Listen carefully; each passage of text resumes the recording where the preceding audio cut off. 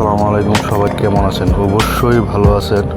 আজকে আমার থানার কাজ শেষ করে বিকালে ঘোরাফেরা করার জন্য এক রহস্যময় কালভার্টের দিকে রওনা দিলাম।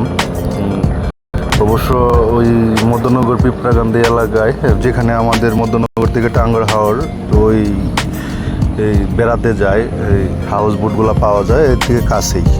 আগে অবশ্য এই রুটে আমি অনেক চলাফেরা করেছি, কিন্তু এখন ওই লাল নিশান লাগানোর পরে বুঝতে পারলাম যে এই ঘটনা, মানে এখানে একজন বৃদ্ধ মারা যায়, একজন শিশু মারা যায়। তাও কি আবার রহস্যজনকভাবে জুলাইয়ের 18 তারিখ এক বৃদ্ধ মারা যায়, আগস্টের 18 তারিখ এক শিশু বাচ্চা মারা যায়।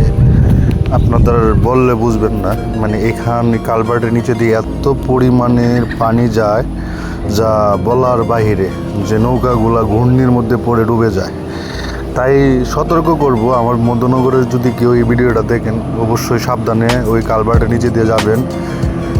18 তারিখে 2টা প্রাণ, নিষ্পাপ প্রাণ জড়ে গেল। আর কি বলবো, এখানে যারা নিশান বা ওই লাল পতাকাগুলোটা উড়াইছে তাদেরকে অনেক ধন্যবাদ, কারণ সতর্ক করে দিয়েছে। আর এই হাওরের পানি যতই বৃষ্টি হয় ততই হাওরের পানি বৃদ্ধি পায়। আর নতুন ব্রিজ হয়েছে, তাই এদিকে মানুষের চলাফেরা বেশি, কিন্তু ওই অঞ্চলের মানুষ বেশিরভাগই নদীপথে চলাফেরা করে।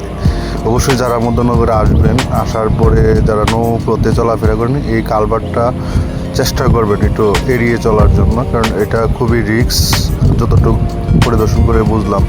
আর আমার জন্য দোয়া করবেন। সবাই অবশ্য ভালো থাকবেন। নতুন ভিডিও নিয়ে হাজির হব। সবাই ভালো।